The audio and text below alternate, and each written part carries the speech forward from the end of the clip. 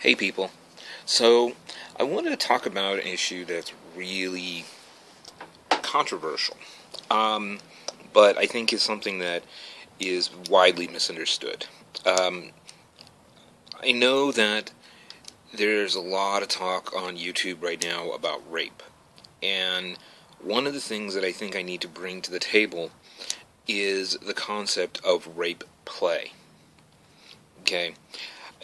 Just off the fact that rape is in the title is going to cause some people to freak out. But the thing about it is that a lot of people don't understand that rape play is not rape. It's not. It is just absolutely not. It is not rape. Because rape is one thing. Rape is non-consensual sexual assault. That's what it is. Whether it's it's date rape, or some guy jumping out of a closet, or some guy jumping out of a bush, or whatever, or you get some girl drunk and she wants to be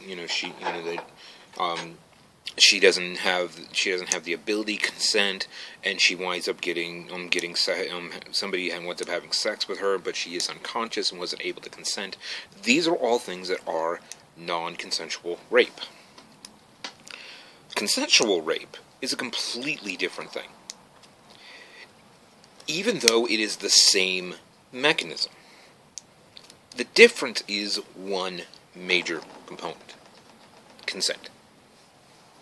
And for anybody who sits there and says there's no woman who ever wants to do rape play, that's just ridiculous, and no woman ever wants to do it.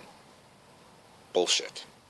Rape play is one of the most sought after things in the community. It's one of the things that we can do in our community that outside of our community is very tough and really hard to do, because we have spent enough time and enough energy to learn about consent, to learn when lines are being crossed. We understand that we need to sit and talk and communicate and go through what is rape, what is not. And the thing about it is that within our community, we have set up rules and guidelines and protocols that people don't have to follow. But we tell people that if you don't follow it, most likely you're an idiot. We set up very specific rules about it. We set up very specific things. We set up what's called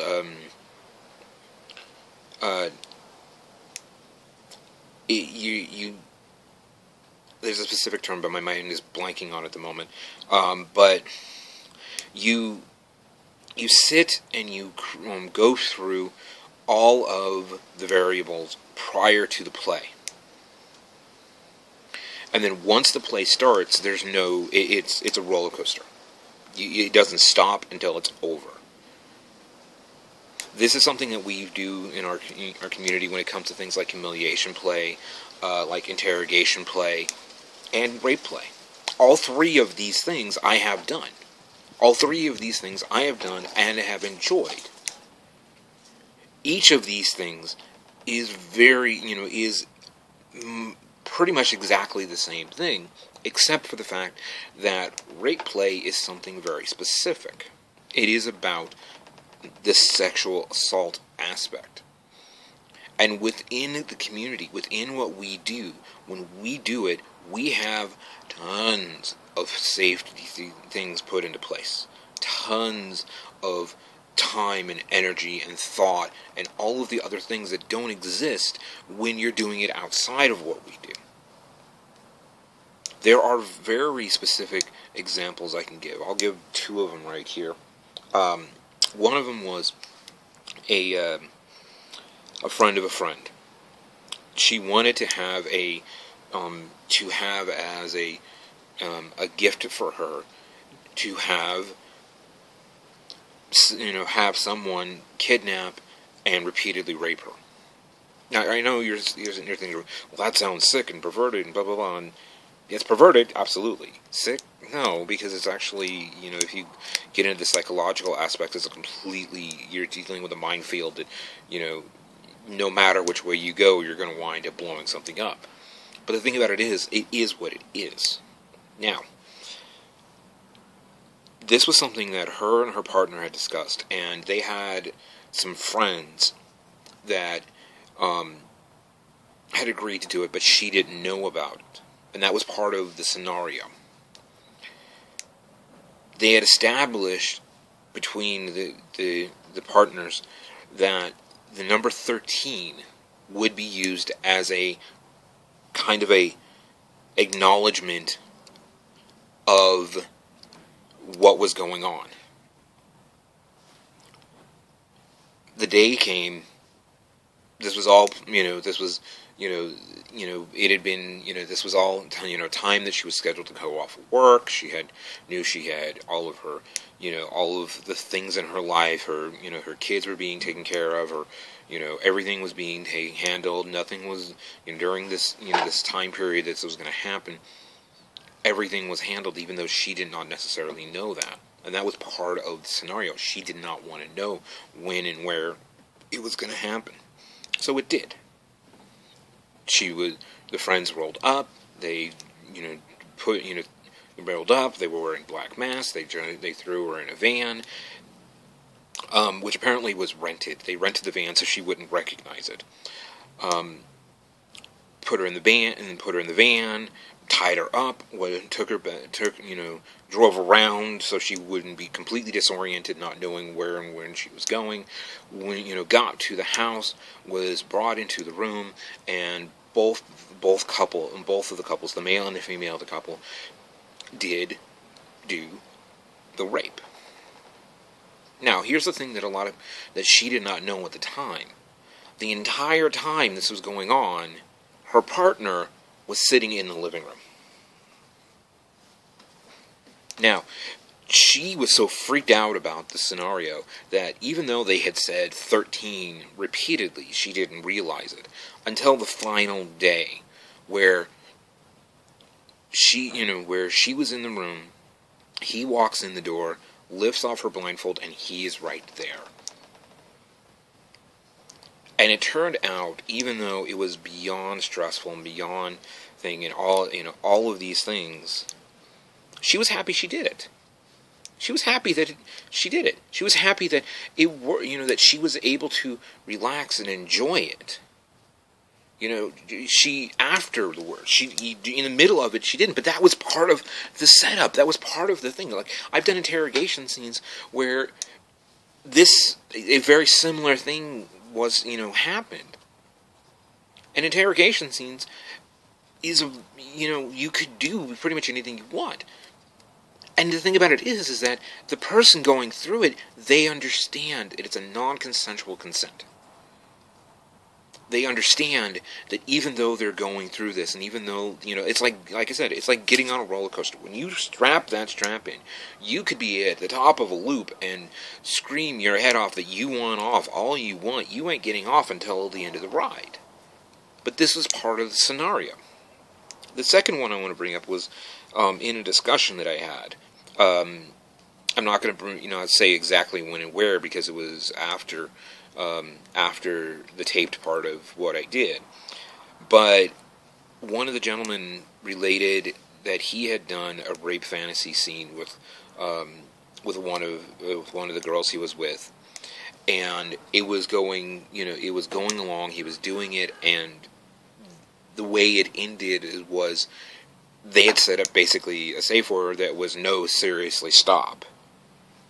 And the thing is that by doing this, there was an out for her.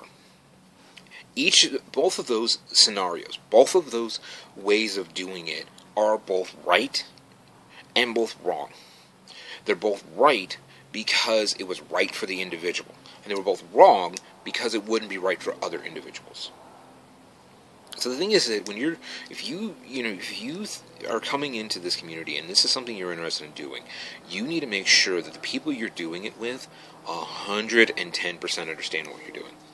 110% understand what is going on. Because this is not something easy. This could be a dangerous, dangerous, dangerous thing to do. Because the psychological aspects of this are absolutely dangerous. One of the things that I've been told by a few people who have gone through this on the submissive side was the reason that they did it is because they had been raped in the past.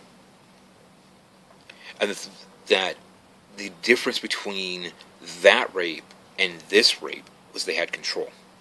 They knew that it was rape. They knew that they were, even though they were in the middle of this scenario, that they were safe. This is the main thing that's one of the major differences between real rape and rape play. Rape play is done with people who are acknowledging what is going on. Even though the physical actions of the rape play itself may be absolutely identical, when the person pulls a knife on you, they're not actually going to kill you. The person pulls a gun on you, it's most likely not going to be loaded. Okay? These are things that, and you got to keep in mind that we, aggressive sex is something we do all the time. It's one of my favorite things. I love that ability to just take control and enjoy it for what it is. And the people I do that with, they enjoy it too. And the thing is that you can't sit here and say, well, that means you condone rape. No, I don't. I don't at all. I think rape is absolutely wrong and immoral. I think that both people need to take some responsibility if there is a scenario where you put yourself in a situation. The person who committed the rape, I believe, deserves jail time. I believe they deserve to go to jail for the rest of their lives. I believe that if you are doing something non-consensually, then guess what? You are wrong and you deserve as much punishment as you can get. The thing is that when it comes to doing what we do, because there is consent, we are totally prepared. One of the things that I've seen is the concept that when you are in a situation where you are putting yourself in dangerous situations and you don't understand everything that's going on, then guess what? Danger could happen. And I know there are people who would get upset with me saying that and blah blah blah, and I don't care. One of the things that is very, very true, you keep in mind, I'm around people when I go to clubs and events that are wearing super sexy clothes, super revealing clothes, or even completely naked. And at no time does anybody get sexually assaulted. Doesn't happen. If anybody dares to touch somebody else without direct permission, they are removed from the scene. So, the thing is, whether you like rape play or not, it happens. It is part of the community. It is part of what we do. It is part of what will continue to happen. And if you don't like it, then don't unsubscribe from me. Then unsubscribe from anybody else that does BDSM stuff. Don't go on FetLife. Don't go on Collar Me. Don't go on any of the places. Don't go to any of the clubs, events, munches, or anything else that we do, because guess what? We do this. This is part of our community. This is part of our lifestyle. You don't have to participate in it. You don't have to be part of it. If it's not right for you, that's fine. But this is a hard fact of what our life is. We do this. This is part of what we do. But again, the one main thing is, if we don't have consent, we have nothing. Everything is about consent. Safe words, negotiation, setting rules and boundaries. These are all things that you have to have before you can do anything. And sometimes safe words aren't really used, but you still set up everything else to make sure that everything goes safe and everybody is going to be as safe as possible. Yes, what we do sometimes is traumatic, and sometimes we do it as a cathartic scene to actually help go through the emotional brick walls that people have built up. And yes, that might sound cruel and unusual and all the other things, but that's part of what we do. We are trying to do things that other people in society just have no concept of, because we've been doing this for a long time, and we understand what we are doing, and yes, it's dangerous, but we get it. So, you don't have to like this video, you don't have to subscribe, you don't have to do anything. If you don't like what I'm saying, then fine.